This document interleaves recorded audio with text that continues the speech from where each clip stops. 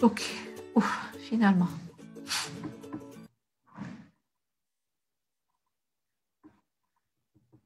Donc, vous êtes en train de voir maintenant. Ça va? Oui, madame. Finalement. Ok, donc pour terminer là, le premier chapitre, donc j'ai dit que je vais vous montrer comment calculer, suite au TD, comment calculer la réserve utile. Donc c'est ce que vous avez sur votre polycopier en page, je pense 13 ou 14, en page 14. Donc je vous ai donné un exemple. Donc qu'est-ce qui peut me rappeler qu'est-ce que c'est que la réserve utile? Ça veut dire quoi la réserve utile? C'est Euh, quoi la réserve utile? la réserve utile, c'est la quantité d'eau disponible pour la plante. La quantité d'eau retenue par le sol est disponible pour la plante. Oui, très bien. Donc, pour calculer la réserve utile d'un sol, donc là, par exemple, on a exemple de détermination à partir, en utilisant bien sûr le triangle de texture. Parce qu'il y a plusieurs manières, donc, et là, on va essayer de calculer en utilisant le triangle de texture. Vous vous rappelez le triangle de texture qui nous donne, selon le pourcentage d'argile, de limon et de sable, une quantité d'eau retenue dans le sol. Donc horizon et non pas horizon, horizon. Donc là, dans cet exemple, on a un sol caillouteux, ça veut dire où il y a des cailloux, présente 45% de terre fine sur un horizon de 50 cm de profondeur. Donc, vous vous rappelez qu'est-ce que c'est que les horizons d'un sol? Donc, le sol, il est constitué par plusieurs horizons. En bas, on a la roche-mère, puis on a un horizon où il y a la dégradation de la plante, de la roche-mère, puis il y a un endroit où il y aura l'humus, une dégradation qui est très avancée de la matière organique, et une zone où est-ce que vous n'entendez pas? Est-ce que vous m'entendez? Oui, madame. Ok. Donc, j'ai dit que il y a donc les horizons. Vous vous rappelez les horizons, ce qu'on a vu la dernière séance. Et donc là, un horizon qui contient des cailloux et de la terre fine, 45%. Ça veut dire que j'ai dans c'est comme des étages. Dans cet étage, 45% de terre fine.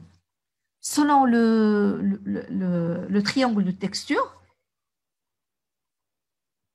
ce sol, la terre fine, il est constitué de 28% d'argile, 55% de limon et de 17% de sable. Donc, si je me réfère au triangle, ça nous donnera 1,8 mm par centimètre de terre fine. Donc, dans cet horizon,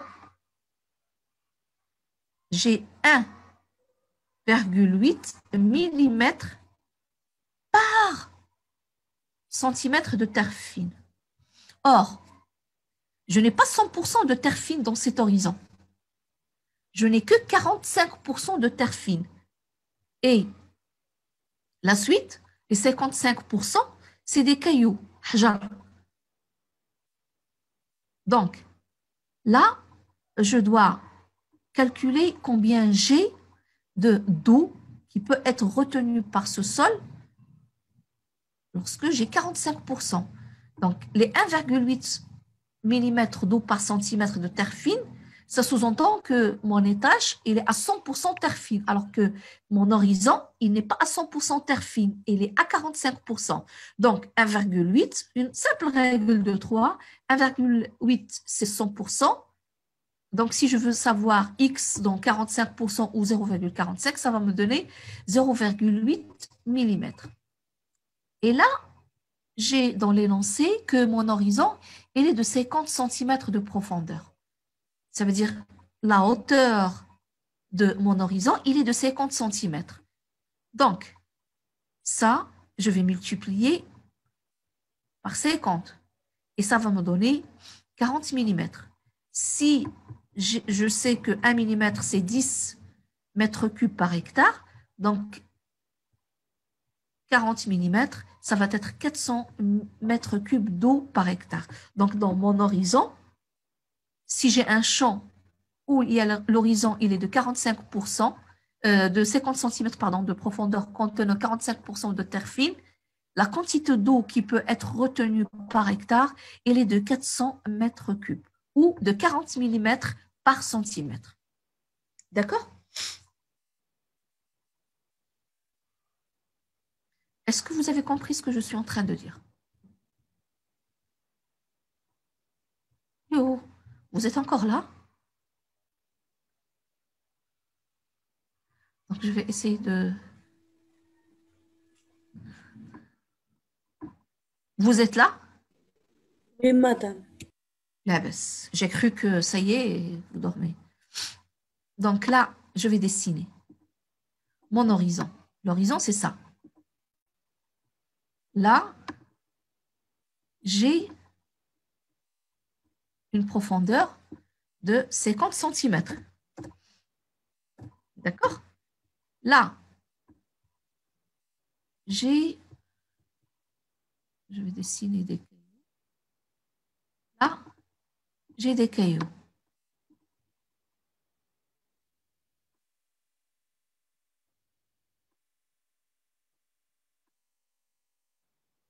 Donc, en nombre, 45% uniquement de terre fine.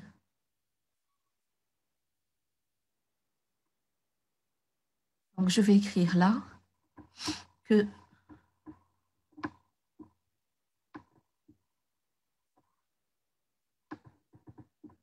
45%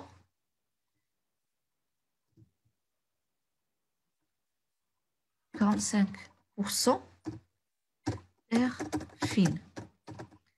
Et le reste c'est des cailloux. Le reste, c'est ces cailloux. Et ça, c'est la terre fine. D'accord? 45% de terre fine. Donc, dans cette terre fine, il est constitué de quoi? Il est constitué d'argile, de sable et de limon. Des pourcentages qui sont variables. Donc, dans l'énoncé, j'ai 17% de sable, 55% de limon et 28% d'argile. Ça me donne quoi? Ça me donne une réserve utile selon le tableau qui est égale à 1,80 mm par centimètre de terre fine. Donc, si mon horizon était entièrement de la terre fine, donc ça sera ma réserve utile. Par contre, là, je n'ai que 45% de terre fine. Donc, 1,80, ça correspond, je vais mettre une flèche,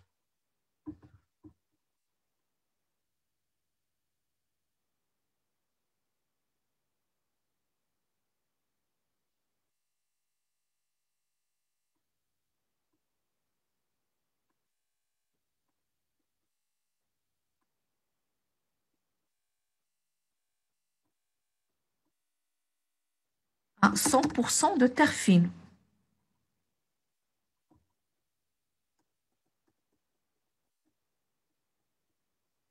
Or, moi, je n'ai pas 100% de terre fine.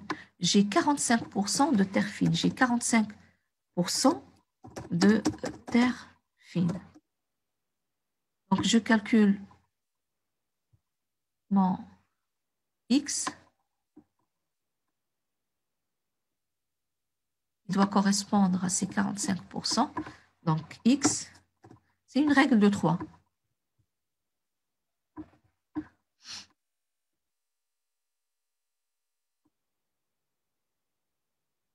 Donc, mon X correspond à quoi? Correspond à 1,8 qui multiplie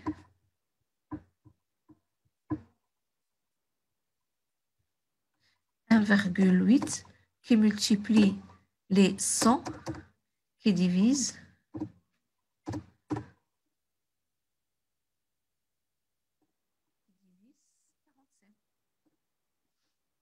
ça va me donner, pardon, 1,8, pardon.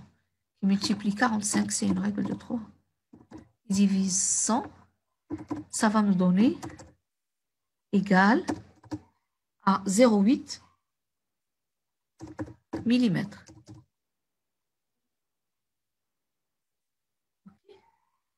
Est-ce que vous suivez? Est-ce que vous suivez? Oui, madame. Ok. Amal, Amal, vous avez écrit qu'il y a un problème. Amal?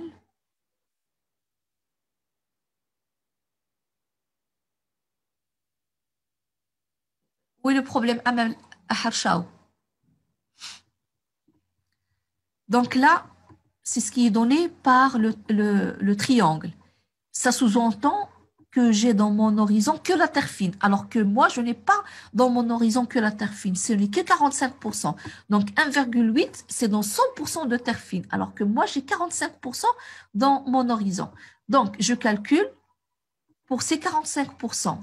Et là, comme j'ai un horizon qui a une profondeur de 50 cm, je vais tout simplement multiplier cette 0,8 par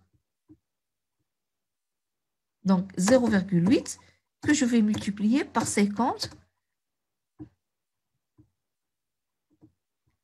et ça va me donner les 40 mm par centimètre. Donc, dans ma réserve utile, c'est 40 mm par centimètre de terre fine. D'accord? Si je veux calculer ça pour un champ de 1 hectare, donc normalement, j'ai 10 mm, c'est ce que je vous ai écrit dans la diapo. 1 mm par centimètre, ça correspond à 10 mètres cubes par hectare. Donc, je multiplie par 10, ça va me donner 400 mètres cubes. Ça va me donner 400 mètres cubes par hectare. Vous pouvez la laisser en 40 mm par centimètre de terre fine, ça va être une bonne réponse. D'accord? Est-ce qu'il y a une question avant que je passe?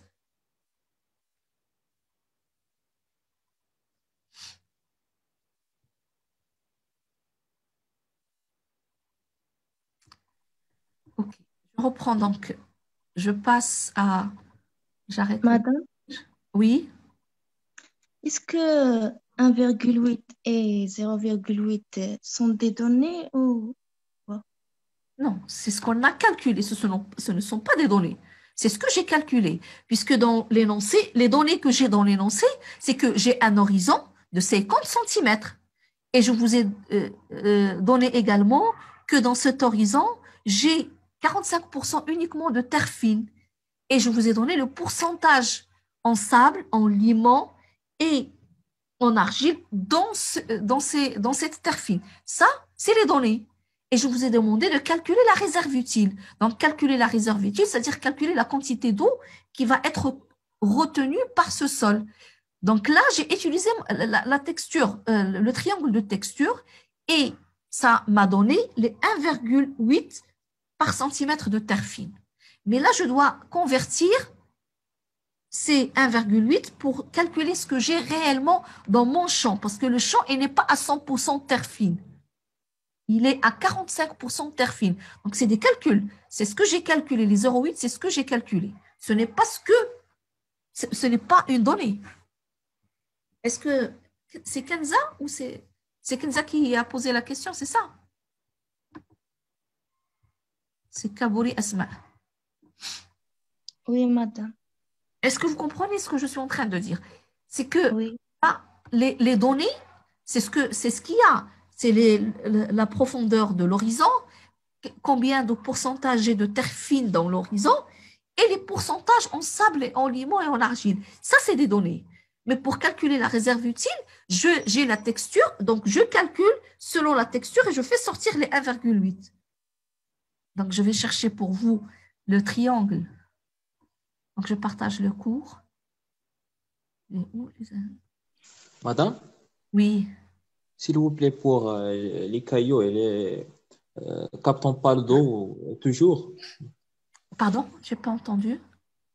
Pour les cailloux, Oui. ils ne captent pas l'eau toujours. Non, non, vous pouvez le remarquer. Un caillou, حجرة إلا كانت حجرة الصم des cailloux هما هذوك الحجرة الصم ماشي الحجر تاع التراب. Donc c'est des cailloux qui sont par exemple dans un wad. Est-ce qu'ils retiennent de l'eau? Non, pas toujours. Les quantités d'eau, c'est ce qui est retenu par la terre qui est fine. Mais un caillou, c'est un morceau de la roche-mère qui est une taille qui est très grande. Vous vous rappelez lorsqu'on a parlé de la texture, la granulométrie, les tailles de la terre fine, c'est de l'ordre des micromètres. Donc je reviens le cours comme ça, et j'aurai donc, je partage.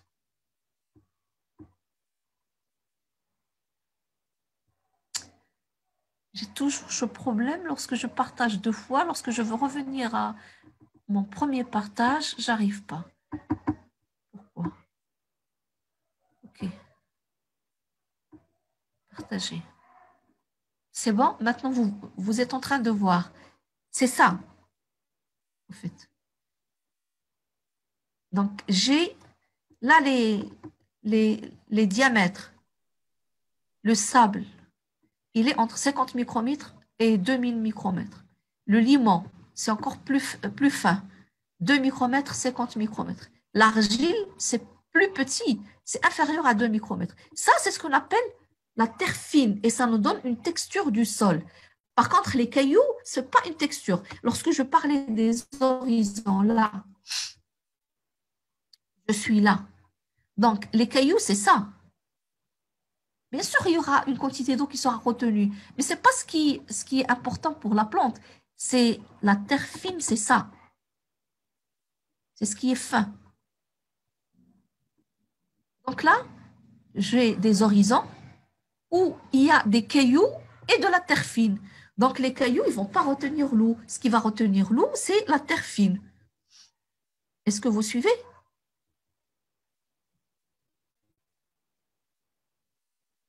Et donc ça nous donne ce triangle. Et là, je suis à peu près argile limon sableux de 1, normalement 1,8. OK?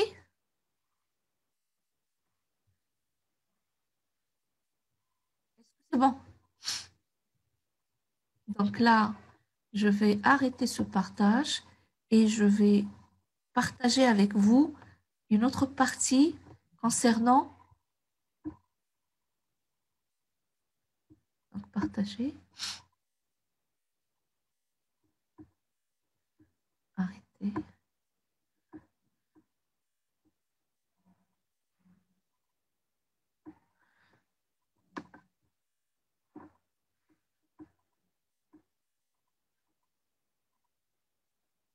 OK.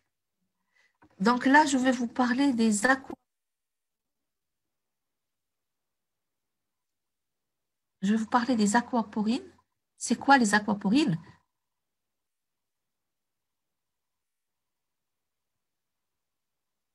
Est-ce que vous avez lu votre polycopie? Quelqu'un peut-il me répondre qu'est-ce que c'est que les aquaporines? C'est quoi les aquaporines?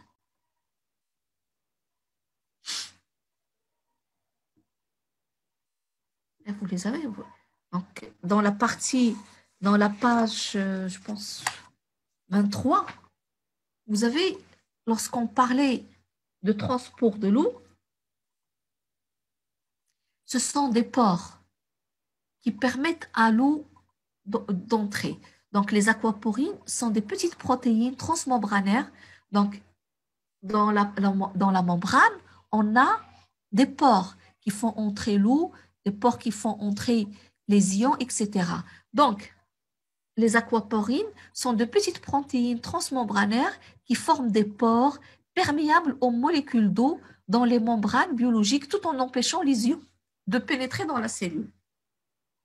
C'est-à-dire que ma racine, elle est dans le sol, elle va absorber les ions, il va absorber l'eau, mais généralement, il peut absorber l'eau toute seule. Grâce à quoi? Grâce à des transporteurs.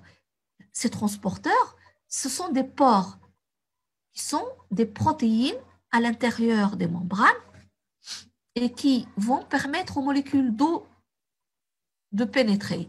Donc, ils permettent un transport bidirectionnel des molécules d'eau à travers une membrane. Ça veut dire qu'ils permettent l'entrée et la sortie des molécules d'eau. Ils font partie de la famille multigénique des majeures intrinsèques protéines, c'est-à-dire les protéines majoritaires qui existent au niveau d'une cellule. Ils sont identifiés initialement du fait de leur abondance dans les membranes cellulaires. Donc, les chercheurs, ils ont remarqué que dans les membranes cellulaires, il y a des protéines qui sont majoritaires. Et ils ont cherché, pour répondre à la question, ils servent à quoi ces protéines? Et donc, ces protéines, c'est des protéines de transport des membranes. Donc, d'une manière générale, les scientifiques sont d'accord pour dire que le transport d'eau par les aquaporines compte pour 20 à 40 à 80% de transport d'eau global de la plante en fonction des espèces. Ce pourcentage varie en fonction de chaque végétal, mais aussi en fonction du milieu dans lequel elle se situe. Il y a d'autres voies autres que la voie intracellulaire générée par les aquaporines et sont aussi empruntées par l'eau à travers l'organisme. Donc, quelles sont les voies autres que la voie intracellulaire à votre avis? Quelles sont les voies de transport autres que la voie intracellulaire?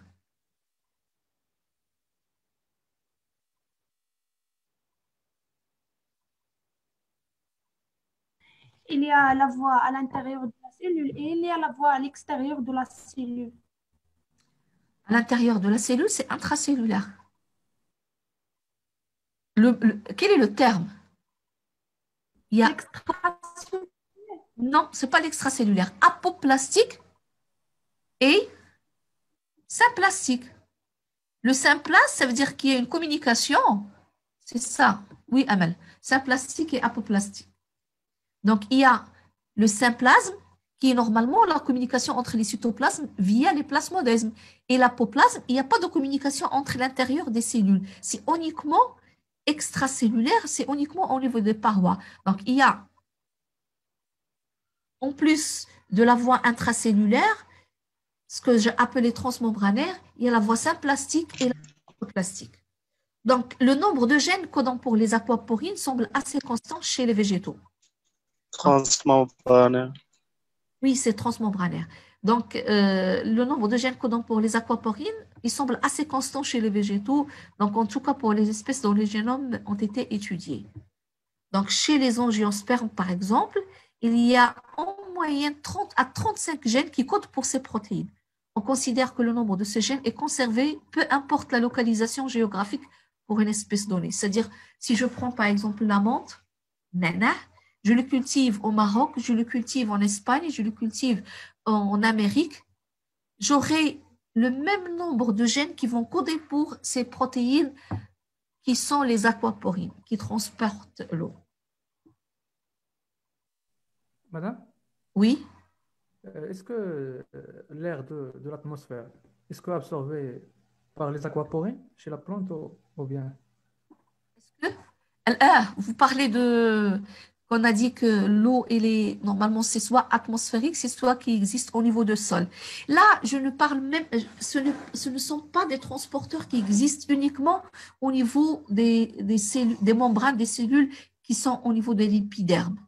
C'est même entre cellule et cellule. Ça existe au niveau de toutes les membranes.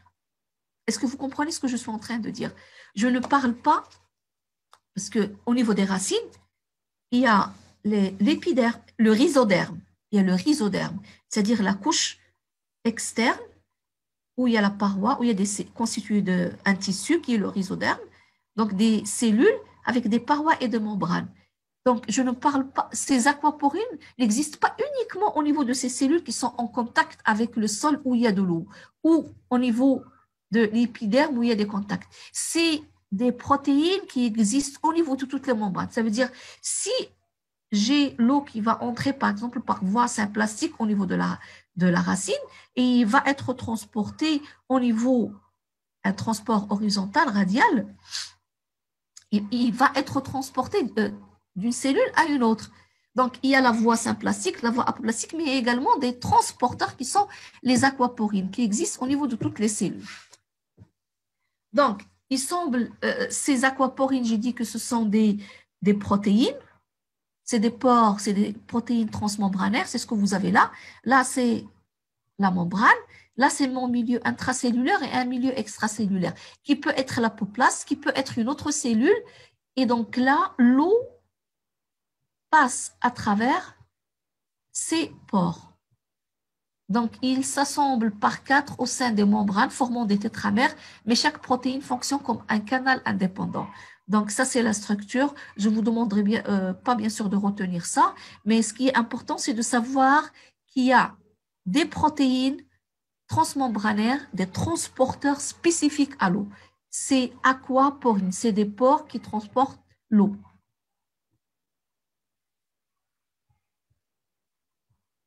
Donc là, c'est schématisé. Donc, comment se fait ce transport? Donc, la bicouche lipidique, et là, c'est les aquaporines, mes protéines, et l'eau, il va pénétrer.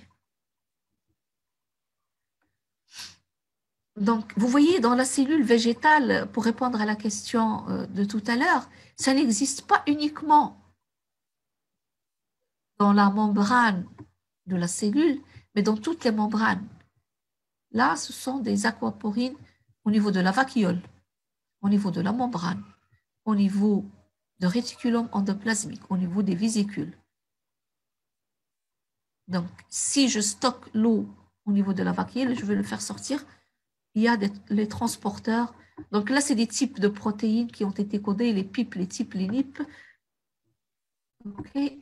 Donc, chez tous les êtres vivants, les aquaporines existent et sont nombreuses. Ils ont toutes le même rôle. C'est-à-dire, leur rôle, c'est quoi? Le transport de l'eau. Pourtant, il existe une diversité énorme dans cette famille de protéines. Donc là, vous voyez ce que j'ai noté ici, les PIP, les types et les NIP. Donc, c'est les noms donnés pour montrer que plasma, membrane, intrinsèque, protéines. Donc, c'est les protéines donc, au niveau de la plasma. Donc, membrane plasmique et endosome. Vacuole, réticulum endoplasmique. Vacuole de stockage, réticulum endoplasmique. Donc, vacuole de stockage, réticulum, etc. Donc, le lieu où ça existe, la sous-famille, et là, c'est la classe. OK?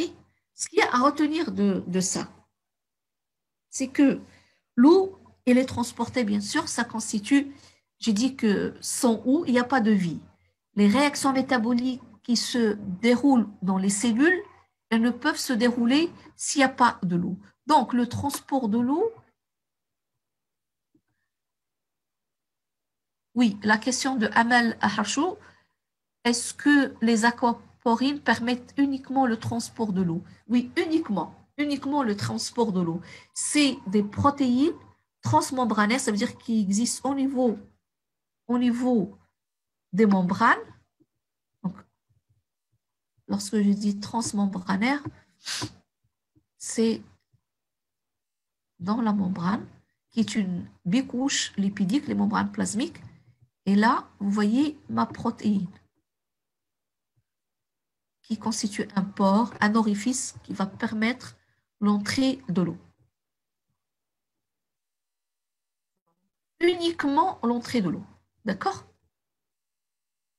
Donc, dans votre polycopier, la page 23 et la page 24, vous avez schématisé, vous avez ce qui est schématisé comme un pore, des molécules d'eau qui sont transportées donc, grâce à ces aquaporines.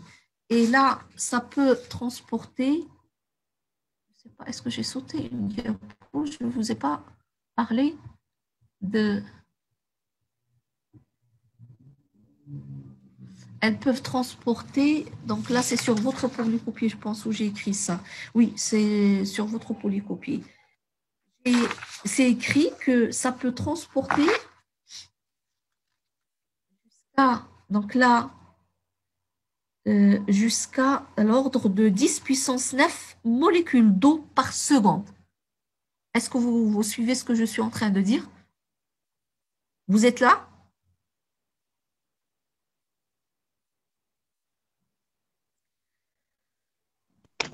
Oui, madame.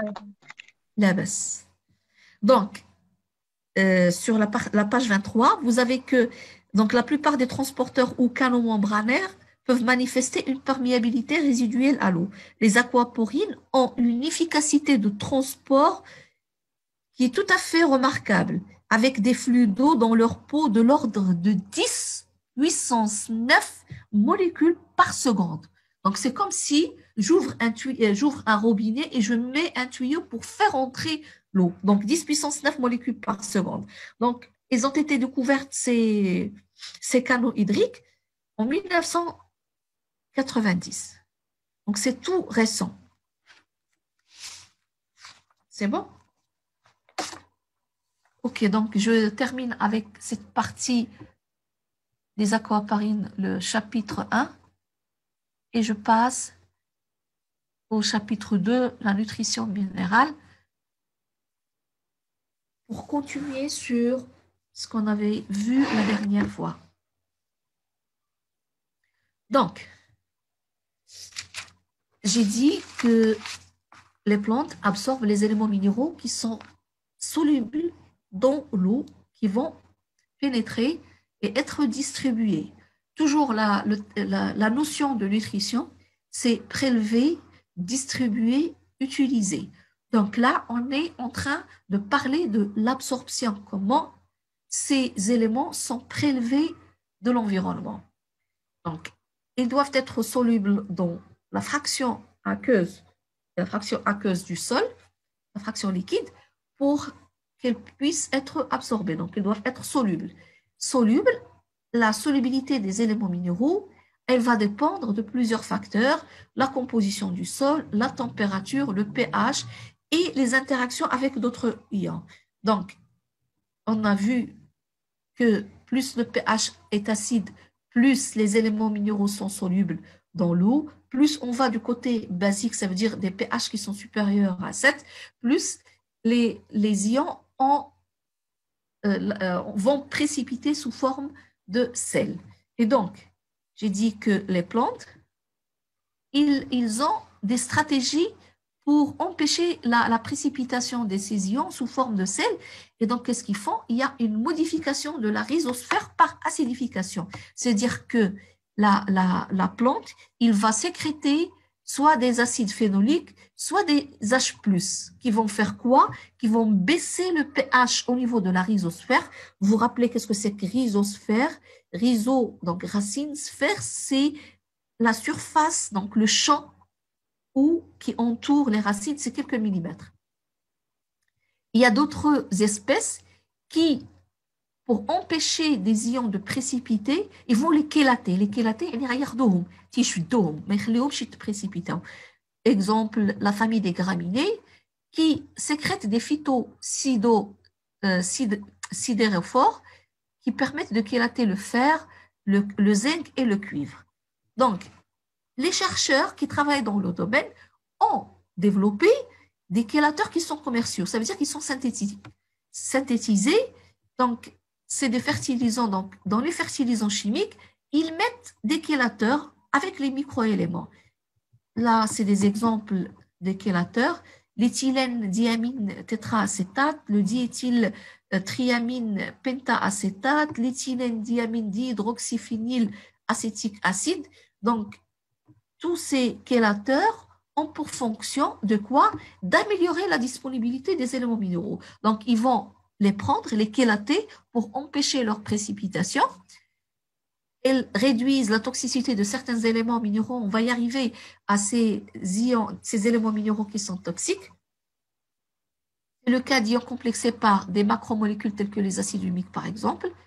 Empêcher la lixiviation des ions, ça veut dire les ions qui ne sont pas normalement absorbés par le complexe argilo-humique, ils vont empêcher leur lessivation et leur précipitation dans les nappes phréatiques.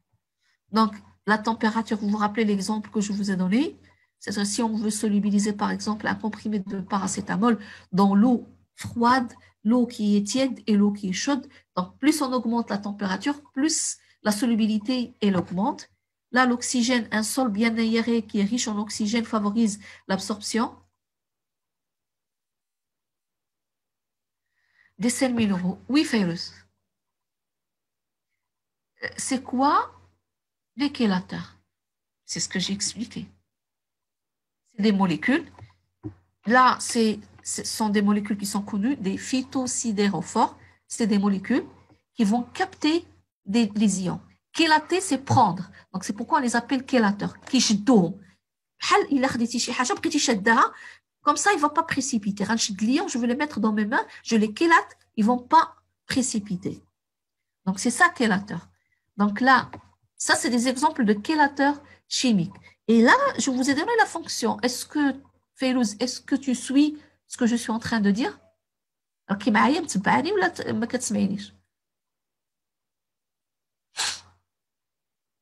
Donc, chélateur, c'est un élément, c'est une molécule qui va prendre, chélater, ça veut dire, il le prend, كتشدو, ما كتخليهش يمشي, ما تخليهش précipiter, mais تخليهش يتليسيفا ويمشي dans la nappe.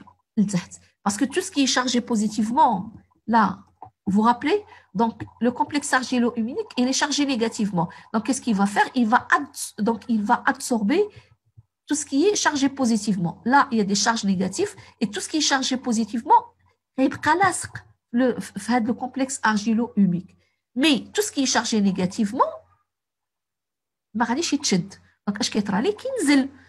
donc là, les chélateurs, ils nous permettent d'empêcher la lixiviation des ions. D'accord? Donc, là, les interactions, j'ai parlé des ions appelés antagonistes, c'est-à-dire qui vont inhiber l'absorption d'un ion, va inhiber l'absorption d'un autre, ou synergistes, au contraire, ils vont faciliter l'absorption. Et là, j'ai donné deux exemples, le calcium avec le magnésium. Donc, le calcium, il est antagoniste au magnésium, et j'ai donné les ions phosphoriques qui sont, au contraire, synergistes au magnésium. Donc, les ions nutritifs qui sont dans l'eau, en solution dans l'eau du sol, sont relativement peu abondants et généralement peu mobiles dans le sol, car ils sont souvent absorbés sur les colloïdes. Et quelqu'un peut-il me rappeler qu'est-ce que c'est qu'un colloïde?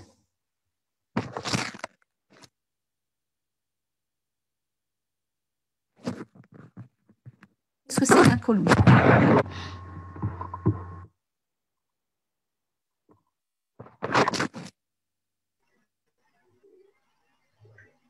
C'est la matière organique qui existe au niveau du cytoplasme. Là, je suis dans le sol. Restons dans le sol. C'est ce qu'on a dans le sol qui est normalement, qui n'est pas soluble, mais qui est miscible. يعني كيعطينا بحال une solution, لكن il n'est pas soluble. Mais qui solubilise. يعني l'eau, lorsqu'on va mettre l'exemple اللي عطيتكم. Qui peut me rappeler l'exemple que je vous ai donné? Très bien, Youssef. C'est quoi l'exemple que je vous ai donné? Comme gère la chaux, lorsque je vais la mettre dans l'eau. باش كيكونوا عندنا جوج ديال لي فاز وكيكونوا مسيباريين ما كيكونوش Là, c'est pas séparé, c'est pas la même chose. Non, non, pardon. Deux phases qui sont séparées, c'est pas le cas d'il y a les colloïdes dans le sol. Deux phases séparées, non miscibles, bhal l'huile avec l'eau. Alors que les colloïdes, non, c'est pas le cas. Qui a parlé? C'est qui? Mademoiselle? Fayrouz, oui, Fayrouz. Non, c'est pas la même chose. C'est pas deux phases séparées. On n'a pas deux phases séparées. L'exemple que je vous ai donné, c'est des molécules qui restent en suspension mais qui ne sont pas solubles. C'est comme l'exemple de la chaux, gir. Lorsqu'on va le mettre dans l'eau, il va nous donner la solution qui normalement fait des suspensions, mais qui ne sont pas solubles. ما كيعطيناش الماء ما كيوليش الماء ابيض يعني ملي كنقولوا شي حاجه كي soluble dans l'eau يعني هذاك الماء خصو يولي clair. L'eau doit rester claire. On solubilise تبقى clair. En solubilisant des ions dans l'eau, il est clair. مفهوم? Alors que les colloïdes ما كيوليوش clair, كيبقاو en suspension. Donc, j'ai dit que là, les colloïdes, c'est notre complexe argile-humus. Donc, l'humus, l'humus est le résultat de la dégradation de la matière organique dans le sol. Ce que j'ai dit, c'est ce qui est noir, brun noir au niveau du sol. Et donc, il constitue l'argile et l'humus, il constitue un complexe, le complexe argilo-humique, qui est chargé négativement et il va absorber tout ce qui est normalement chargé positivement. Donc, pour désorber les cations adsorbés sur les argiles, il faut d'autres cations ou des protons. C'est pourquoi, vous vous rappelez, lorsque j'en ai parlé de la fonction du sol, on a dit que c'est un lieu d'échange. Donc, pour désorber, c'est-à-dire prélever le K+, qui est absorbé sur le complexe argilo-humique, la plante va faire sortir les H+. Donc, il y a une absorption réversible des cations, c'est-à-dire qu'il y a des affinités qui sont variables entre les cations et le complexe argilo-humique. Al3+, elle a plus d'affinité que les H+, que le Ca2+, que les Na+. Les anions, ils ne sont pas absorbés directement et ils sont lessivés dans le sol. L'exemple le plus connu, le NO3-, le NO3-, le nitrate, parce que l'azote, c'est parmi les éléments qui sont très importants pour la croissance et le développement de la plante. Madame, s'il vous plaît. Oui. مدام دي فوا كيفاش كنقولوا مثلا ان ليغوم ولا واحد الفخوي راه غيش مثلا كالسيوم ولا شي حاجه بحال هكا واش كيكون من زعما دوك كيكون غيش من ديك لا ماتيغ ابارتير من لو سول. Donc, si j'ai compris votre question, est-ce que lorsqu'on va on va dire par exemple un fruit qui est riche en calcium, c'est ça? On va dire مثلا riche en certains éléments minéraux, riche en éléments minéraux. Donc la question un élément minéraux, fait مثلا le magnésium ou la potasse, etc. Oui. Est-ce que cet élément provient du sol? Oui, provient du sol. Évidemment, ça provient du sol. Mais il est beaucoup plus stocké au niveau des vacuoles de ce fruit ou des légumes, c'est-à-dire comparativement à d'autres fruits ou à d'autres légumes. Hadi la question d'Yalk, Férouz? Ah, madame, ça fait merci. Marhaba. Donc là, on va passer. Donc, j'ai dit que les colloïdes ont un rôle essentiel dans la fertilité d'un sol, car elles peuvent fixer les ions apportés par les engrais. Donc, si j'apporte les engrais, c'est généralement NPK, c'est-à-dire l'azote, le phosphore et le potassium. Le phosphore et le potassium, généralement, ils sont chargés positivement, ils sont captés, et l'azote. Donc, si j'apporte des engrais et mon sol ne contient pas de la matière organique qui va constituer ces colloïdes avec l'argile, il n'y a pas d'humus. Donc, là, mon sol, il ne va pas retenir ce que j'apporte. Je serai obligée de faire un rappel d'apport d'engrais à chaque fois. Par contre, si j'ai un sol qui est très riche en matière organique, donc j'apporte des ions qui vont être absorbés par les colloïdes. Donc, ces colloïdes, elles participent à la fertilité d'un sol. Elles créent aussi une structure favorable à la nutrition. Comment? Parce que lorsque toutes les charges négatives, là, j'ai dit que le complexe argilo-humique, il est chargé négativement. Lorsque toutes les charges sont neutralisées par les cations positifs, les colloïdes floculent. Floculent, يعني كيتكركبوا وكيبقاو كيخليو عندنا à l'intérieur des espaces vides. Donc, qui favorisent la circulation de l'eau et de l'oxygène utile à la plante. Donc, on va passer à une autre question qui est très importante. Quelles sont les régions de la racine qui sont les plus actives? Les plus actives, c'est-à-dire plus actifs, l'absorption. Je suis toujours dans la phase absorption, mais distribution. L'absorption des éléments minéraux. Donc, pour le calcium, c'est la région apicale. Pour le fer, par exemple, chez l'orge, c'est la région apicale. Chez le maïs, donc la région apicale ou toute la racine. Donc là, c'est une racine, la zone de division, la zone d'élongation la zone de maturation. Et là, si vous vous rappelez, on a dit que l'eau pénètre préférentiellement par les poils absorbants. Mais en parlant des ions, il y aura des zones où on aura une absorption beaucoup plus importante au niveau, par exemple, de la région apicale. Pour le potassium, le nitrate, l'ammonium et le phosphate, toute la surface racinaire. Chez le maïs, la zone d'élongation montre un maximum d'absorption du potassium et de nitrate. Chez le maïs et le riz, l'apex racinaire absorbe plus rapidement l'ammonium que la zone. L'ammonium, c'est le NH4+. Chez différentes espèces, le phosphore est absorbé activement au niveau des poils absorbants. Donc, on va parler d'une notion qui s'appelle la zone d'appauvrissement et versus la mobilité des éléments. Donc, les éléments peuvent être absorbés d'une façon différente, préférentiellement des zones, des régions de la racine, comparées à d'autres selon les espèces végétales et selon l'ion lui-même. Là, lorsque la plante, il va absorber toutes les ondes, donc là, pour conclure, c'est toutes les ondes de la racine sont capables d'absorber les éléments minéraux.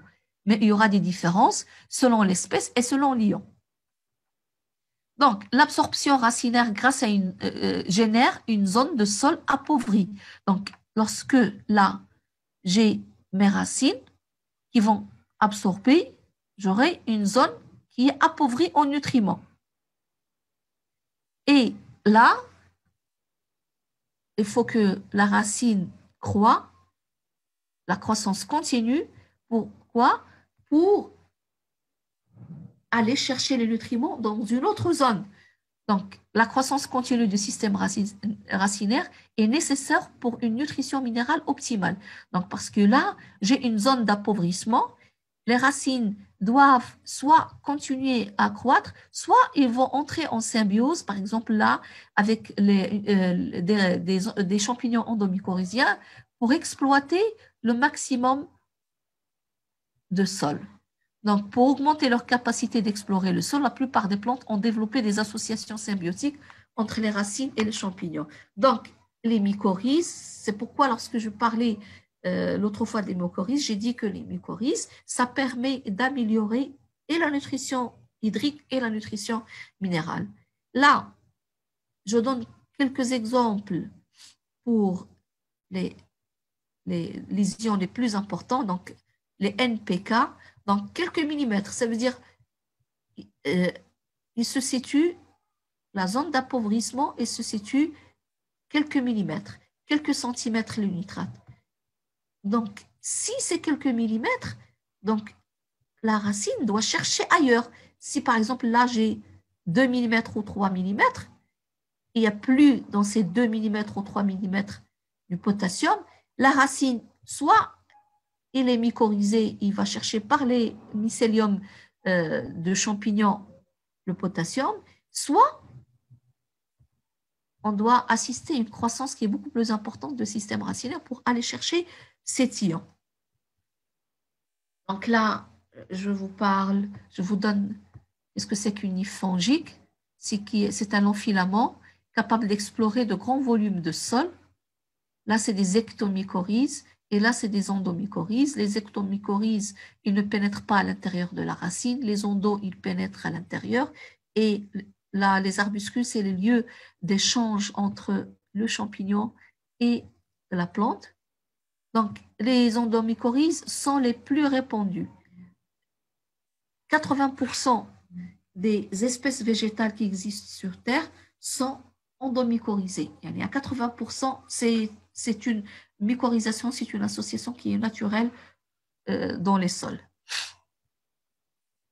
Donc, on a parlé de la rhizosphère. On va essayer, là, vous voyez la zone normalement exploitée par les racines. Donc, rhiza, c'est racines. La sphère, c'est la zone d'influence.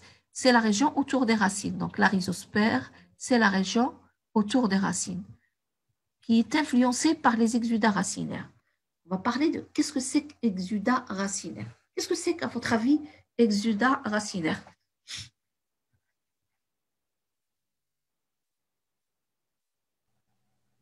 C'est tous les éléments absorbés par les racines. Non, le contraire, relargué. Des enzymes. Ça contient des enzymes.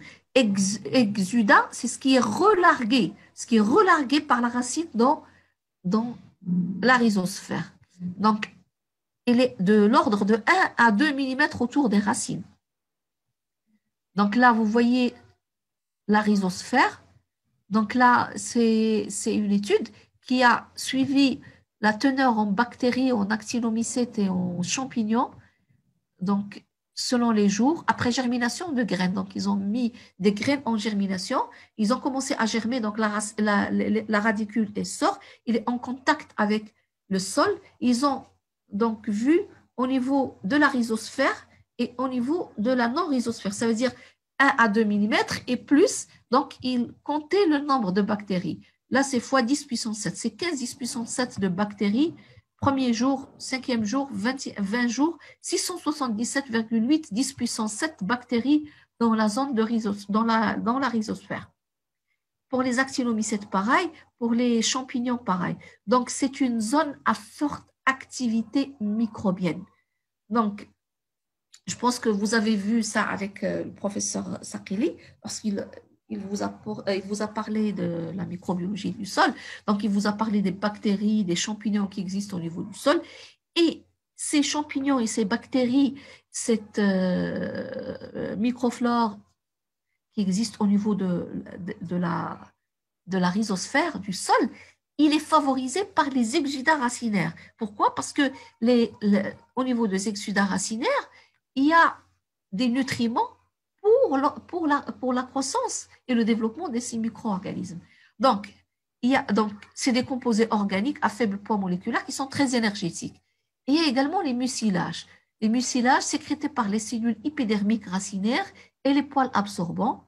Donc, les mucilages bactériens produits par dégradation des cellules épidermiques mortes. Et il y a les hydrolysats des polysaccharides sécrétés par la plante.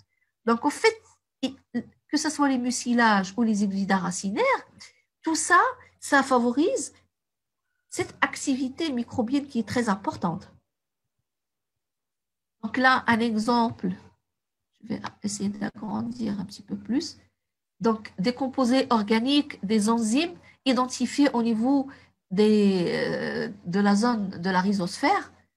Donc là, vous voyez les acides aminés, des acides organiques, des sucres, des vitamines, des enzymes, des ions inorganiques ou des molécules gazeuses, des nucléosides également qui peuvent être normalement issus là de la dégradation des cellules épidermiques, de la rhizoderme. Là, c'est des enzymes.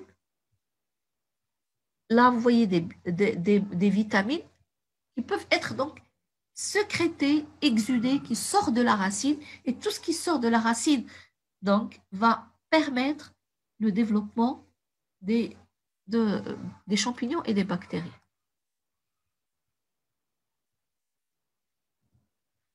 Donc là, on va énumérer certains rôles des exudats racinaires. Donc, défendre la rhizosphère et les racines contre les agents pathogènes. Comment? Parce que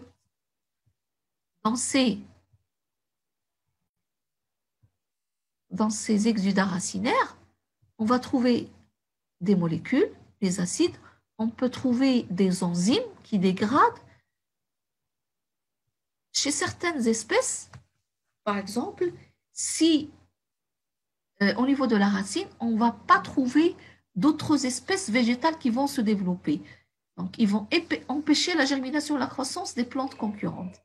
Là, par exemple, au niveau du palmier dattier, au niveau du sol de la palmeraie de Marrakech, on parle d'un sol qui est normalement, qui ne permet pas le développement du pathogène. Pourquoi? Parce que au niveau de ce sol, il y a le développement de certains champignons, certaines bactéries, des actinomycètes qui empêchent l'installation du Fusarium oxysporum. Et ces bactéries, ces champignons, ils sont favorisés par certaines molécules. Donc, ces exudats racinaires, ils sont qui vont être relargués par la racine vont permettre le développement de certaines bactéries ou champignons qui sont antagonistes et qui vont donc protéger la plante contre les agents pathogènes. Favoriser le développement d'un grand nombre de micro-organismes, c'est ce que je dis, parce qu'ils sont très riches, ils sont très énergétiques, riches en acide organique. Ils retiennent l'humidité autour des racines, normal. Rendre les éléments minéraux plus disponibles, parce que si ils permettent d'acidifier la rhizosphère, donc ça va solubiliser les éléments minéraux. S'ils contiennent des chélateurs, comme chez les graminées, ça va chélater les éléments minéraux, changer les propriétés chimiques du sol autour des racines. Donc là, c'est principalement l'acidité, on va parler de ça lorsqu'on va parler du phosphore. Inhiber la germination et la croissance des plantes concurrentes. Vous pouvez faire cette remarque, il y a certaines plantes, certaines, par exemple, arbres, et vous ne trouverez autour aucune autre plante, parce que ce qui est relargué par cette plante, il empêche la germination d'autres graines. Donc, j'ai dit la rhizosphère est une zone à forte activité enzymatique. Donc, les activités enzymatiques sont plus importantes dans la rhizosphère. Donc, on a des oxydoréductases, des hydrolases, des lyases, des transférases, des uréases, phosphatases, sulfatases, etc., qui améliorent la disponibilité des éléments minéraux. Je pense que vous avez vu ça avec le professeur Sakeli. Vous avez vu les enzymes qui existent au niveau du sol et qui permettent la croissance d'autres micro-organismes. Oui?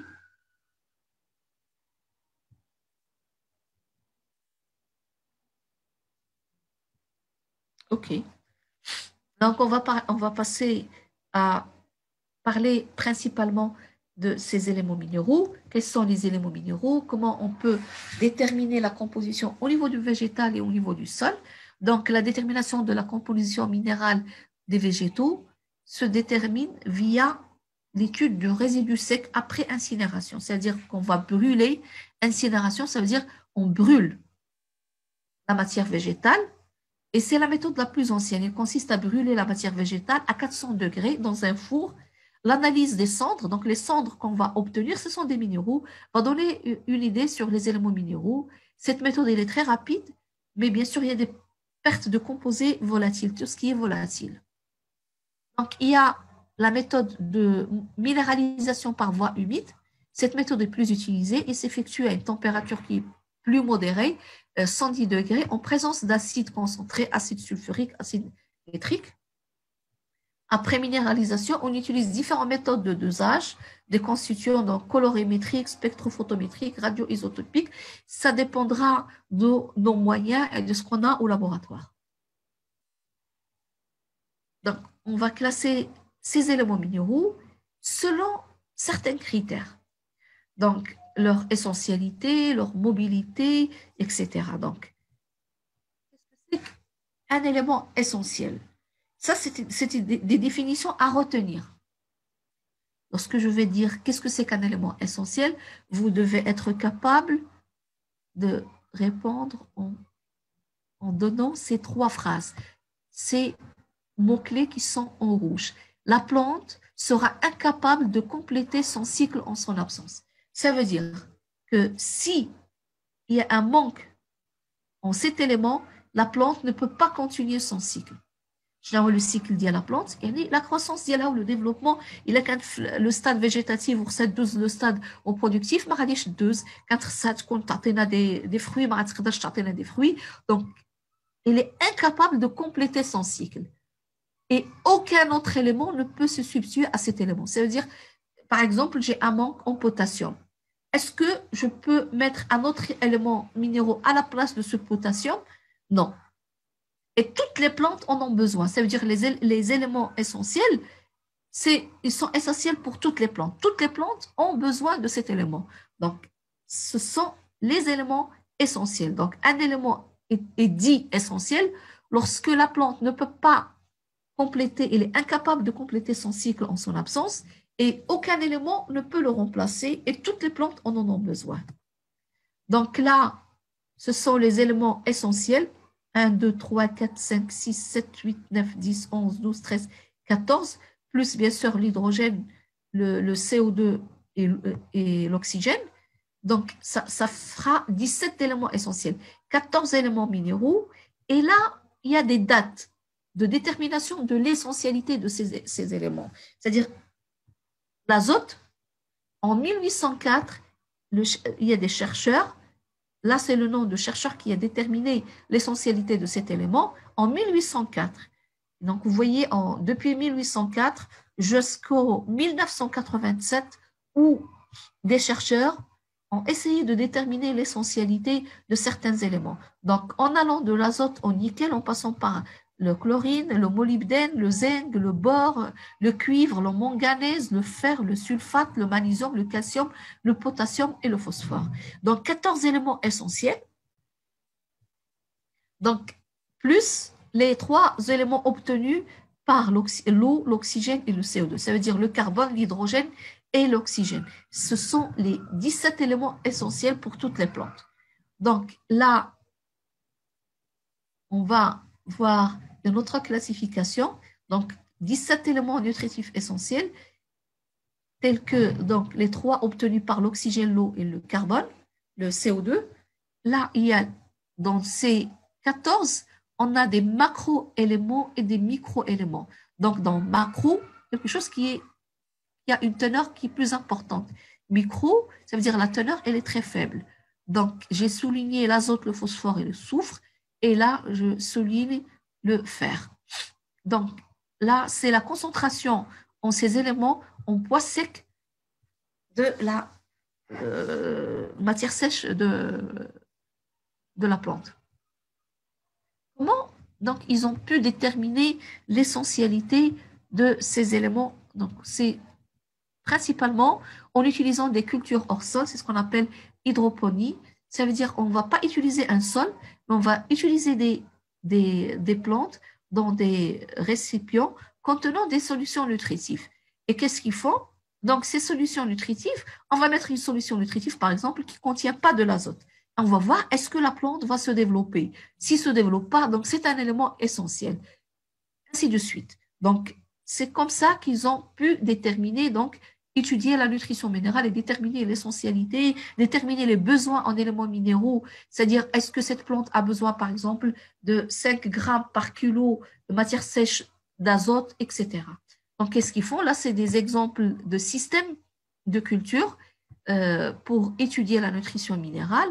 Là, la solution minérale, avec bien sûr un support où on va mettre les plantes, et on va apporter bien sûr l'air, l'oxygène sous forme de bulles. Là, il y aura la solution et il y aura une pompe. On va asperger les racines. Là, on va faire entrer et récupérer cette solution nutritive. Ça va nous permettre de calculer combien, par exemple, la plante il a absorbé, puisque j'ai les teneurs en éléments nutritifs exactement là, et je peux savoir combien la plante il a absorbé. Donc, pareil, c'est des systèmes de culture hydroponique pour étudier la nutrition minérale. Donc, il y a également une autre classification qui va dépendre du rôle de certains éléments chez les plantes. Ça veut dire, il est utilisé en quoi? Donc, il est absorbé, il est distribué, et il est utilisé. Il est utilisé, ça veut dire quel est son rôle chez les plantes. Donc, il y a des éléments qui entrent dans la composition de molécules organiques. C'est-à-dire, ils vont entrer dans la composition, donc c'est un rôle de constitution. L'azote, assimilation après réduction, donc ça va former des acides aminés, des bases azotées, des coenzymes, le NADP, le NADPH, etc. Donc, ça entre dans la constitution, dans la composition de molécules organiques. Le soufre, après assimilation et réduction, ça forme par exemple les acides aminés, la cystéine et la méthionine qui contient les soufres. Des coenzymes également, principalement la coenzyme A. Le phosphore.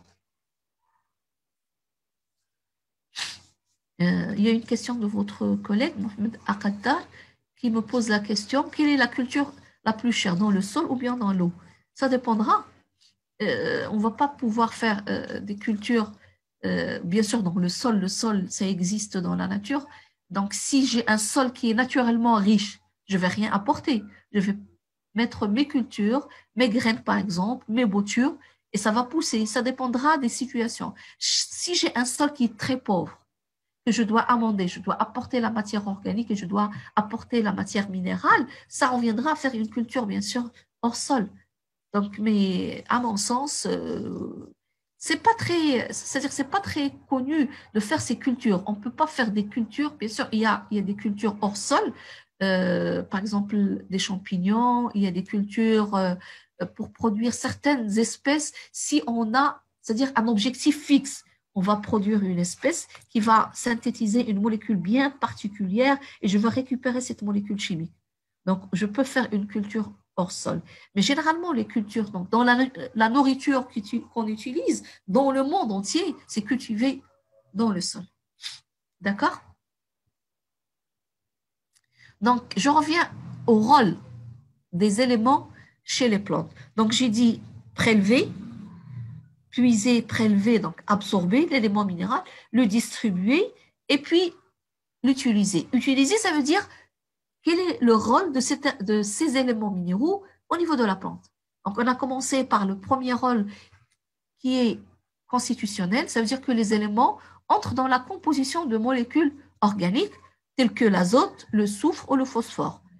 Et des éléments qui sont utilisés sous leur forme ionique, ça veut dire qu'ils ne vont pas entrer dans la composition, mais ils vont rester tels qu'ils sont et ils vont être utilisés sous leur forme ionique en tant que cofacteurs de réaction enzymatique, donc le manganèse, le magnésium, le chlore, le potassium, etc., ou un rôle constitutif, comme le magnésium pour la chlorophylle, le calcium pour la paroi. Elle peut jouer également un rôle dans la signalisation. Vous vous rappelez, lorsque j'ai un signal qui est reçu par la plante, une perception, et j'ai un signal que je veux transmettre. Donc, le calcium, il joue un rôle dans la signalisation cellulaire. La pression de turgescence, donc les régulateurs, les osmoticomes, chez la plante, c'est le potassium et le chlore, alors que dans la cellule animale, c'est le sodium et le chlore.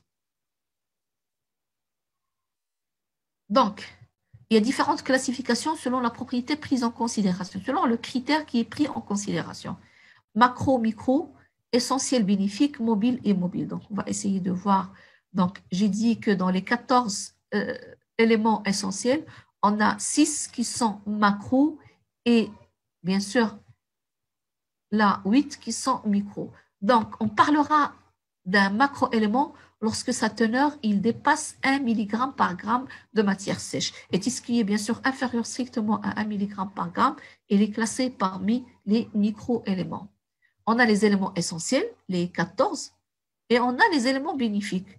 Donc, bénéfique, ça veut dire qu'il est bénéfique à certaines cultures, mais pas à d'autres cultures. Ça veut dire que ça va améliorer la production, mais pour certaines espèces et non pas pour toutes les espèces. Alors que les éléments essentiels, c'est pour toutes les espèces végétales, toutes les plantes. Et on arrive à la mobilité, l'immobilité. Donc, certains éléments minéraux peuvent changer d'emplacement une fois absorbés. Et là, l'importance en cas de carence, on va étudier ça. Donc, on a des éléments qui sont mobiles et des éléments qui sont immobiles. Bien sûr, on a des éléments qui sont entre mobiles et immobiles, tels que le chlore.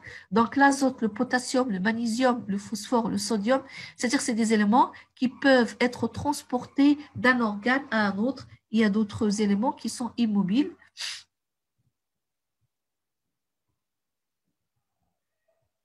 Là, les plantes ont besoin d'éléments minéraux afin de fabriquer des nouvelles parties. En absence de ces éléments dans le sol, la plante possède la capacité de puiser certains éléments à l'intérieur de ses vieux tissus pour subvenir aux besoins de nouveaux tissus. Donc, il sacrifie automatiquement ces vieilles parties au profit de la formation de nouveaux, feuilles, fleurs, fruits, etc. L'élément est donc transporté d'un endroit à un autre dans la plante.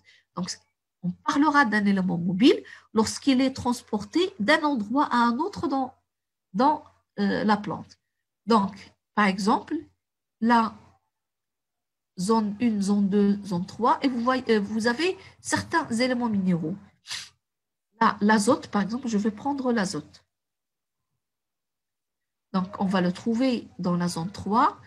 Là, c'est les zones les plus jeunes, les moins jeunes et les plus vieilles. Donc, on va trouver l'azote. Si la plante a besoin de cet azote-là, elle peut le mobiliser et pour la croissance de cette zone. Donc, on va voir. Donc, ce phénomène de mobilité, il est est possible autant que l'élément soit mobile dans la plante. Donc, sachant que certains éléments sont mobiles et d'autres non, il est possible de déterminer par la situation des symptômes de carence, jeune ou vieille feuille, s'il s'agit d'une carence en un élément mobile ou un élément non mobile. Par exemple, carence en un élément mobile. Si j'ai une carence, ça veut dire un manque en un élément qui est mobile. Un élément mobile, ça veut dire un élément que je peux transporter d'un endroit à un autre. Les symptômes, on va les voir où? Est-ce qu'on va les voir au niveau des jeunes feuilles? Non, on va les voir au niveau des vieilles feuilles. Parce que la plante, s'il a besoin de cet élément, et cet élément, il est mobile, donc elle va le transporter. Et là, par exemple, les jeunes feuilles. Par contre, les vieilles feuilles, on a dit, les symptômes. Un élément qui est immobile, donc les symptômes ils vont être présents sur les jeunes feuilles, ce qui représente un outil de diagnostic qui est très pratique. Ça veut dire, si j'ai des symptômes de carence au niveau d'une plante, au niveau d'une feuille, il suffit de voir où apparaissent ces symptômes. Est-ce qu'au niveau des vieilles feuilles ou des jeunes feuilles? Si ils apparaissent au niveau des jeunes feuilles, je suis sûre que c'est un élément qui est immobile parce que la plante ne peut pas le mobiliser et ne peut pas le transporter aux jeunes feuilles. Donc, les éléments mobiles sont l'azote, le phosphore, le potassium, le magnésium. Les éléments immobiles, calcium, fer, soufre, zinc, etc. Bien entendu, la réalité n'est pas si évidente parce qu'il y a toujours des mobilités qui est intermédiaire, ça veut dire combinées à certains autres facteurs plus complexes. Pour plusieurs éléments. Donc, les symptômes de carence sont alors observés dans la zone 3. Là, ce qui est très mobile, donc c'est confirmé, c'est très mobile. Les l'azote, le phosphore, le magnésium et le sodium. Les éléments qui sont mobiles, le phosphore, le chlore. Peu mobile, le zinc, le cuivre, le fer, etc. Immobile, le bore et le calcium. Donc, les éléments non mobiles sont ceux dont le transport dans la plante est un transport xylénien, un transport polarisé unidirectionnel. Ça veut dire quoi? Parce que je ne veux pas que vous confondiez non mobile à non distribué. Il y a une différence. Un élément mobile ou un non mobile ou un élément non distribué. Je vais le faire à votre avis. Est-ce qu'on aura des éléments qui ne sont pas distribués?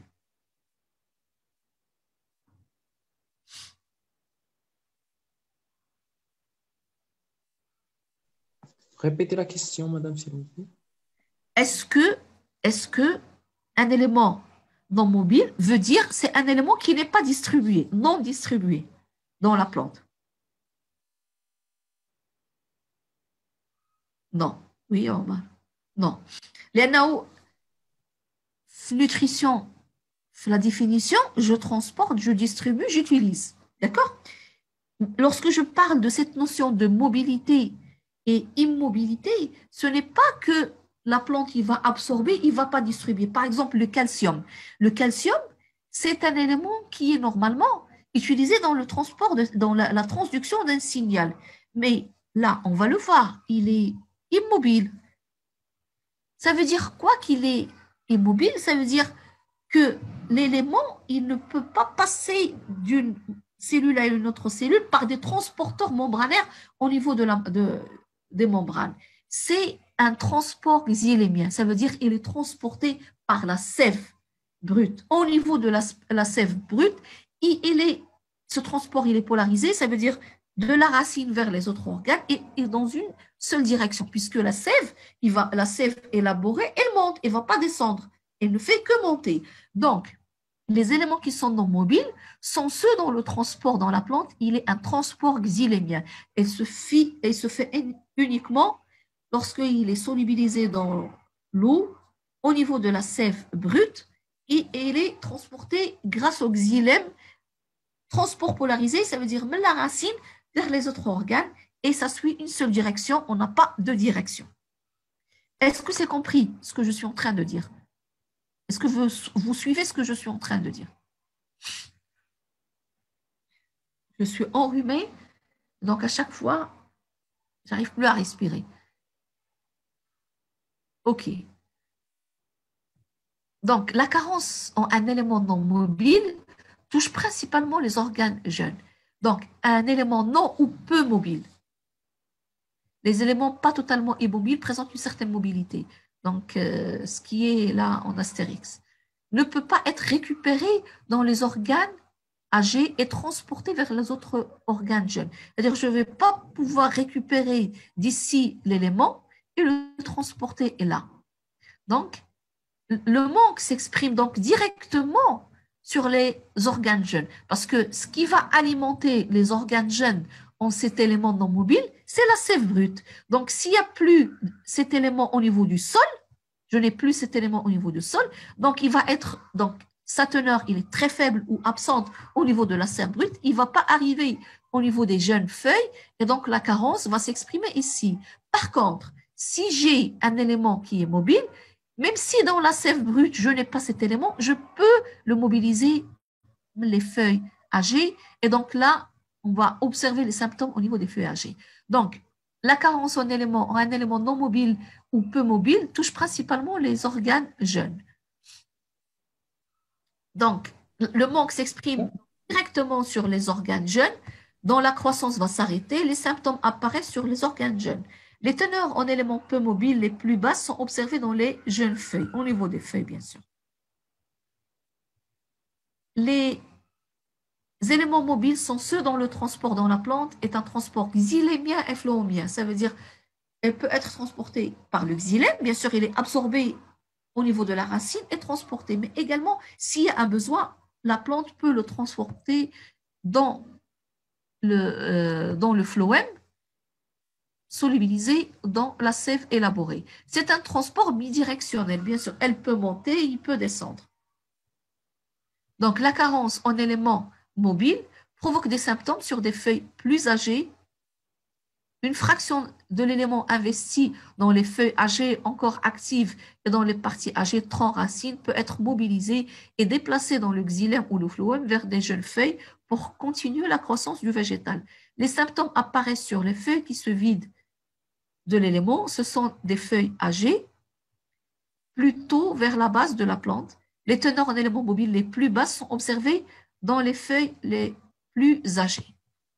Et donc, la carence en éléments mobiles NPK et manganèse, on va les voir où? On va les voir au niveau des feuilles âgées et non pas au niveau des feuilles jeunes.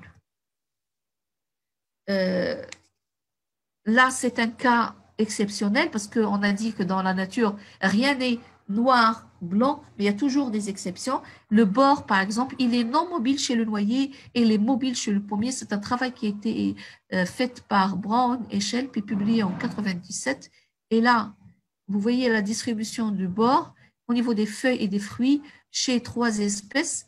Donc, les amandes, la pomme, le pistache et le juglan réglable. Je ne connais pas le nom vernaculaire de cette espèce. Donc, au niveau des feuilles, au niveau donc de la racine, pas de racine, les bases, les gaines foliaires. Et donc, vous voyez des différences au niveau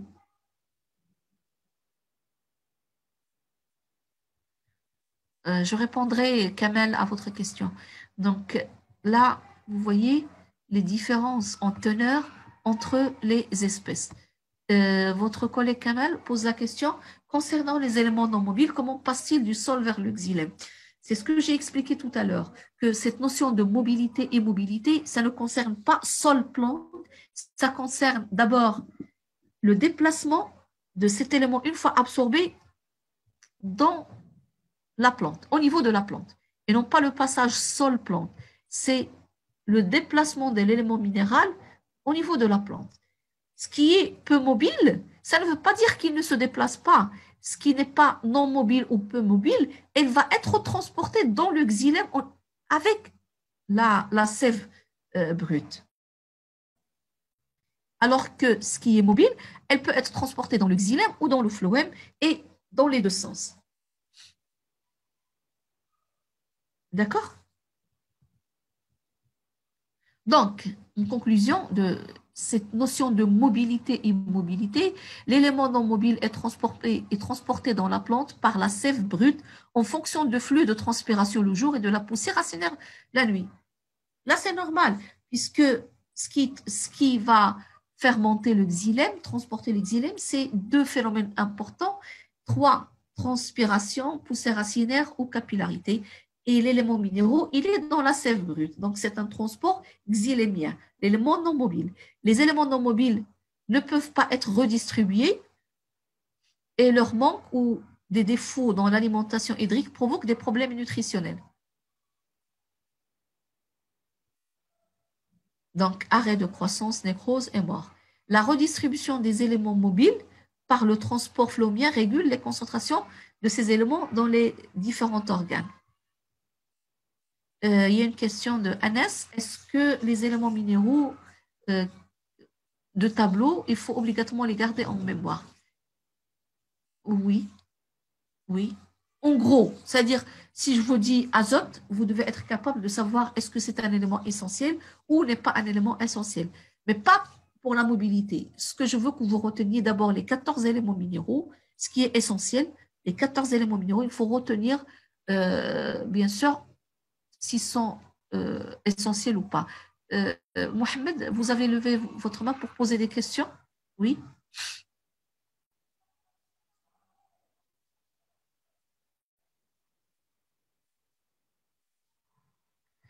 Ok. Donc, je passe à une autre classification. Selon le rôle des fonctions des éléments minéraux, là également, il faut retenir certains éléments. Lorsque je parle d'une importance structurelle, c'est-à-dire dans la constitution, dans la structure, il y a l'azote et le soufre, puisqu'ils sont, normalement, ils font partie des éléments minéraux qui entrent dans la constitution, dans la structure des acides aminés, etc. Donc, importance énergétique et structurelle. Le phosphore, l'ATP, l'ADP, donc ça, vous pouvez retenir ça. Lorsque j'ai dit phosphore, donc l'ADP et l'ATP, c'est phosphorylé ou non phosphorylé. Donc, c'est une importance énergétique. Structurelle également, parce que ça entre dans la structure. Le bore, la silice. Là, reste sous forme ionique. Ils restent sous forme ionique, mais ils sont utilisés. Là, ils restent sous forme ionique, mais ils participent aux réactions d'oxydoréduction, comme le fer, le zinc, le cuivre, le molybdène. D'accord? Donc, on arrive à la partie carence en éléments minéraux. Quand est-ce qu'on va parler d'une carence? Quand est-ce qu'on va parler d'une croissance optimale? Et quand est-ce qu'on va parler d'une toxicité?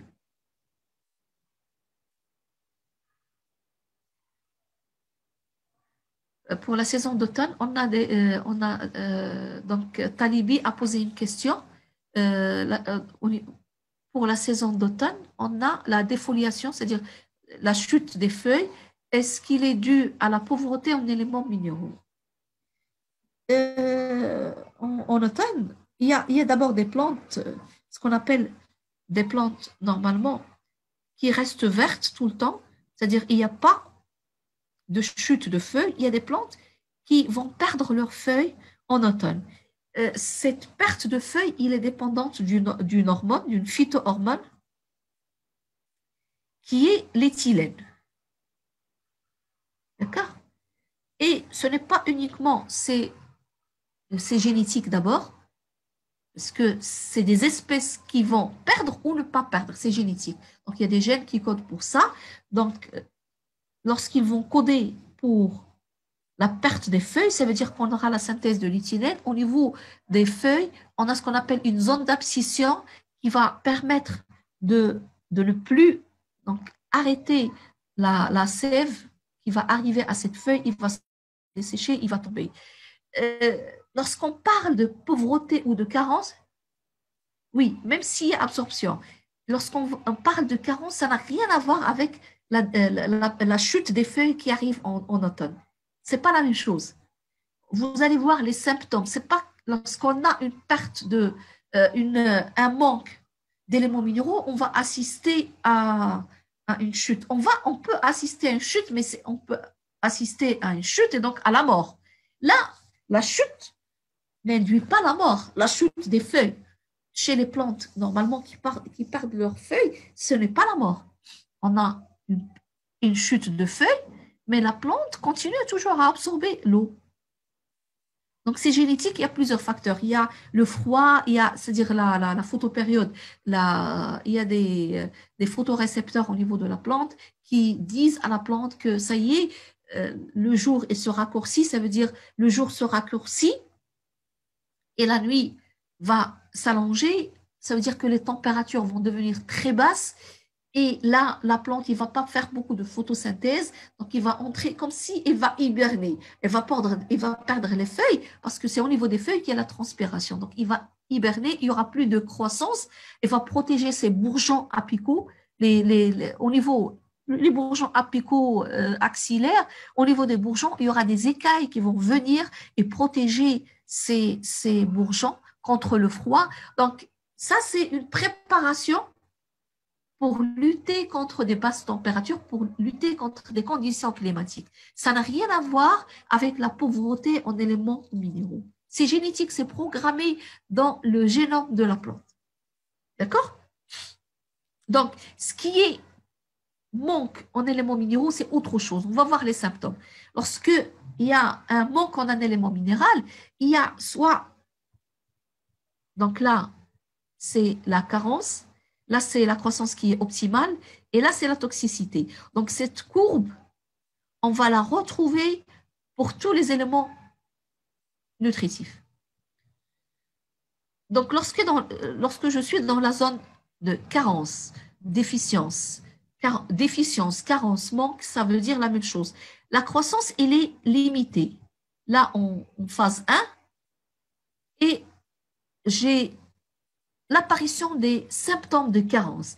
Là, la chute des feuilles, ce n'est pas un symptôme de carence. Non, c'est génétique. Ça n'a rien à voir. C'est une préparation, j'ai dit, pour passer une saison. C'est des changements climatiques, c'est des espèces, ça n'a rien à voir avec, par contre, les symptômes de carence. Par contre, les symptômes de carence, c'est les chloros, c'est les nécroses qui vont être visibles. Là, dans la phase 2, j'ai un manque, mais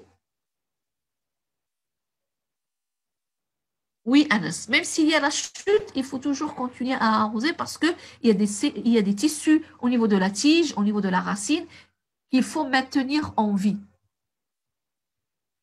Donc, la phase 2, la croissance, là, il est réduite, mais je n'ai pas l'apparition des symptômes visibles.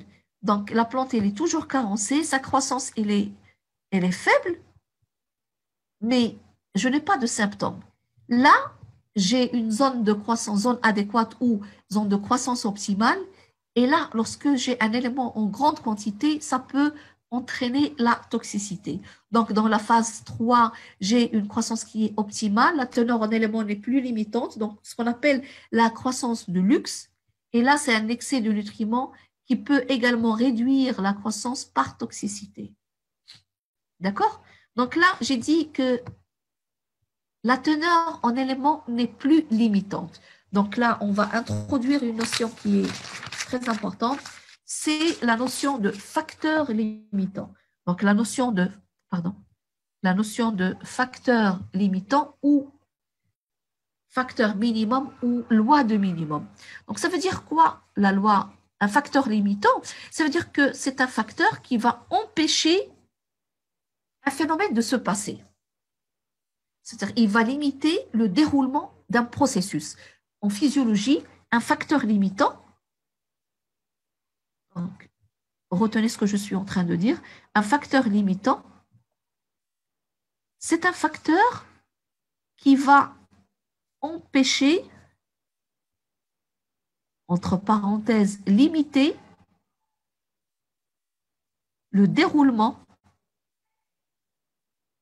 d'un processus physiologique. D'accord? Je suis en train d'écrire en même temps. Donc, c'est un facteur qui va empêcher, va limiter le déroulement d'un processus physiologique.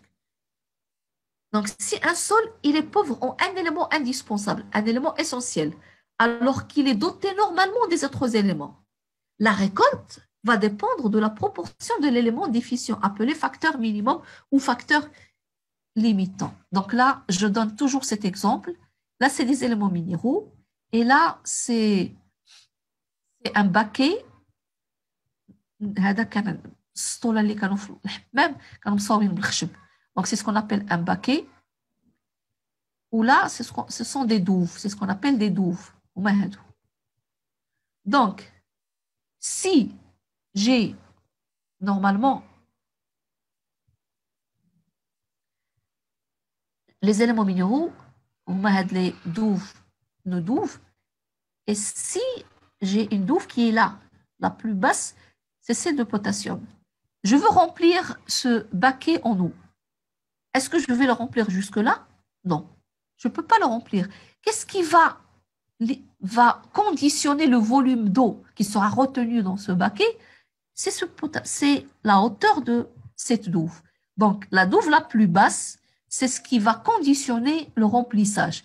Donc, de la même façon, dans une culture, la récolte va dépendre du taux de l'élément indispensable le plus déficient.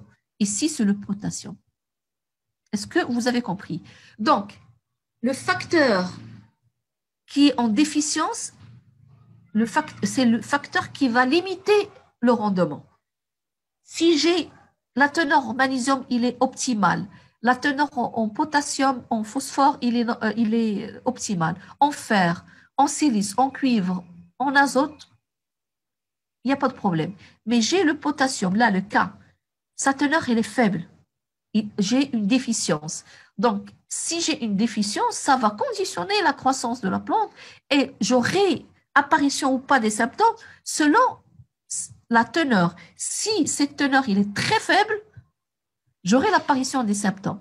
Là, j'aurai l'apparition des symptômes. Des chloroses, des nécroses, et on va voir les symptômes de la carence. Si la teneur, elle est faible, mais pas beaucoup, il peut y avoir une influence sur la croissance. On va assister à une diminution de la croissance, mais je n'aurai pas l'apparition de symptômes. Donc, les symptômes de carence, j'aurai des symptômes communs de carence en éléments minéraux. C'est quoi? C'est l'inhibition de la croissance. Donc, quel que soit l'élément essentiel, donc j'assisterai à une inhibition de la croissance. Une inhibition de la croissance, ça veut dire une diminution, arrêt de la croissance. Jaunissement des feuilles. Le jaunissement des feuilles, ce qu'on appelle la chlorose. Les feuilles, la chlorose, ça veut dire j'ai un manque de chlorophylle.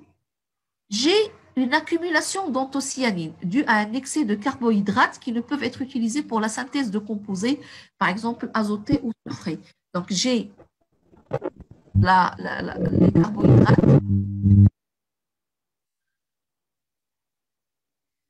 OK, on peut continuer.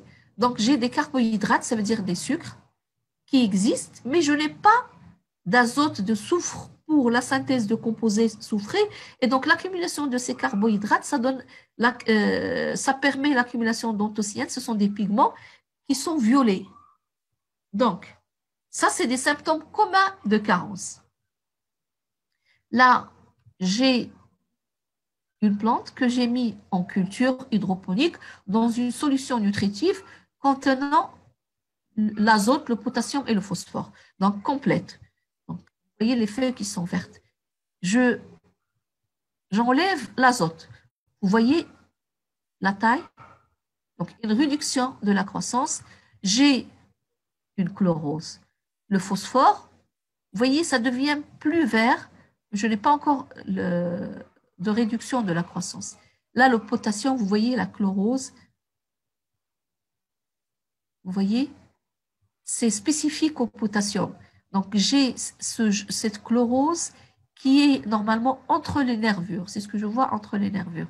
Et là, si j'enlève les 3 éléments minéraux, une réduction qui est très importante. Vous voyez là des brûlures, c'est comme si j'ai des brûlures là au niveau des apex et bien sûr une réduction de la croissance et des chloroses. Ça, c'est spécifique aux carences en potassium. Normalement, ça c'est une mortalité de cellules. C'est ce qu'on appelle les nécroses. Les cellules qui sont au bord, au périphérique, qui se nécrosent, qui donnent cette couleur et se dessèchent. Donc ça, c'est spécifique. Si vous avez une feuille qui présente ces symptômes, c'est une carence en potassium. Là, les chloroses entre nervures sur feuille, c'est une déficience en magnésium. Là, en fer. D'accord? Je répondrai à Anas tout à l'heure. Là, donc ça, c'est des carences.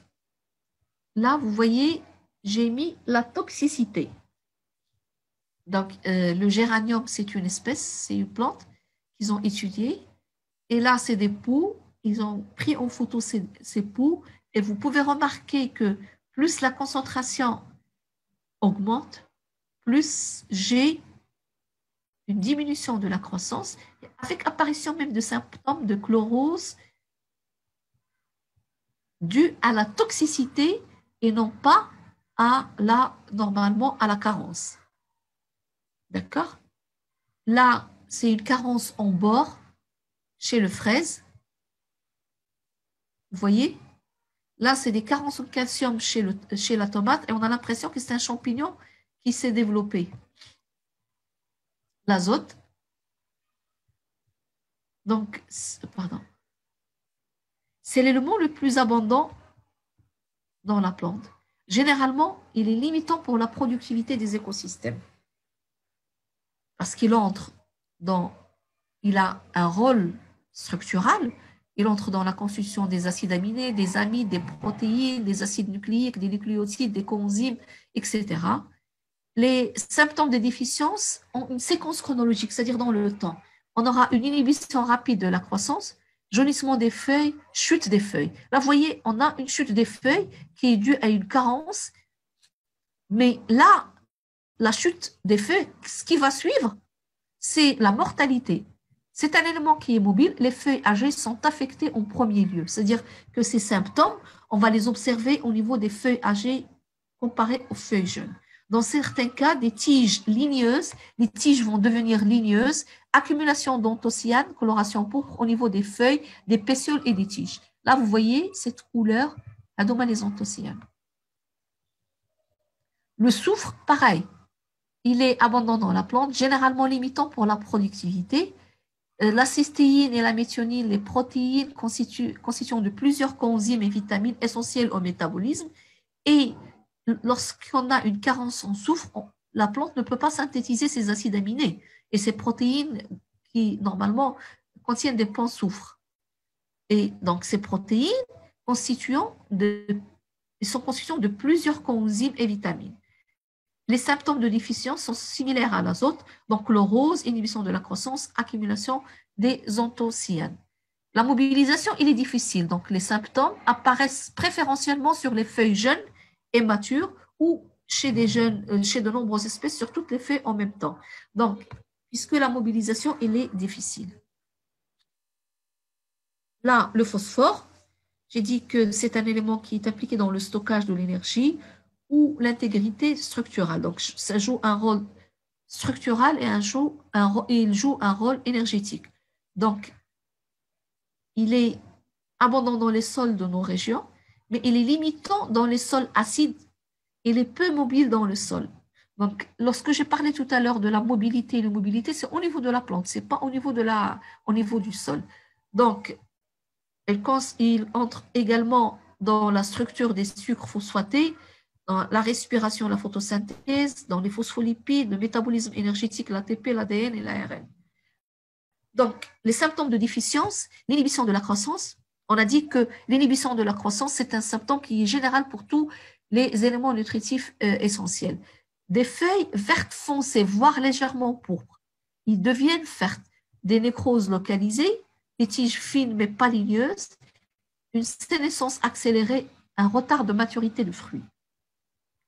Le potassium, c'est ce que j'ai dit, les nécroses au niveau des bords des feuilles, chlorose à la marge des feuilles matures, évolue en nécrose des marges et progresse dans des zones internervures vers la base des feuilles, tiges fines et faibles entre nos cours, donc la mobilisation elle est aisée.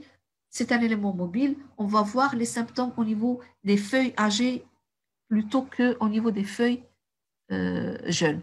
Donc, il entre dans la régulation du potentiel osmotique, dans l'activation de plusieurs enzymes de la respiration et de la photosynthèse. Là, vous voyez des symptômes de déficience de manganèse, de fer et du chlore.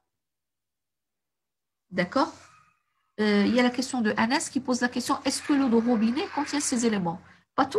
Pas tous les éléments. Ça dépendra de quelle eau de robinet, dans quelle région, on est où. Est-ce qu'il est normalement, parce qu'on a des traitements, des eaux qui nous permet, pour pouvoir, donc l'eau de robinet, c'est une eau qui ne va pas servir normalement pour l'irrigation. Ça ne va pas être suffisant. On va dire ça pour ne pas entrer dans les détails. L'eau de robinet n'est pas suffisant si j'ai un sol qui est pauvre en éléments mignons. Il faut apporter. D'accord? Est-ce qu'il y a des questions? Ah, pardon.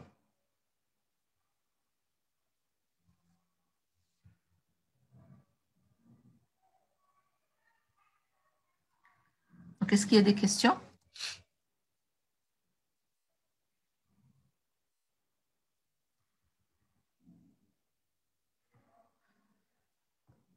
Donc, c'est mobile entre organes. Donc, Anas, la question, c'est-à-dire, c'est ce que j'ai dit là, dans la définition.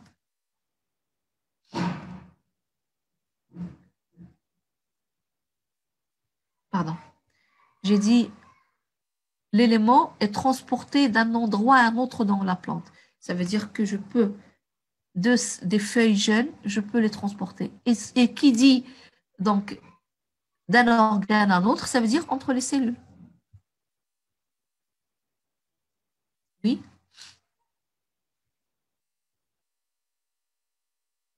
Et donc, il n'y a plus de questions. Donc, je préfère m'arrêter là. Donc, la séance qui va suivre demain, Inch'Allah, la Shia, de 15h, toujours 15h30. Donc, je vais vous envoyer le lien.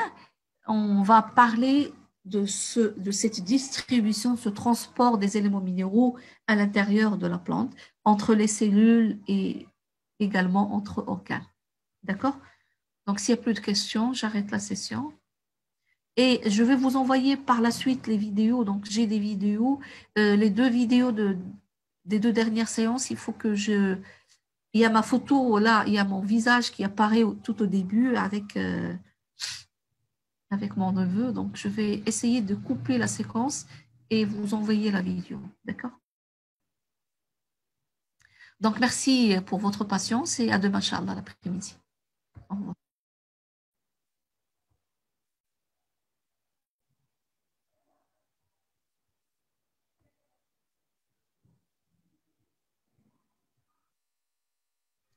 Merci, madame. Merci à vous aussi.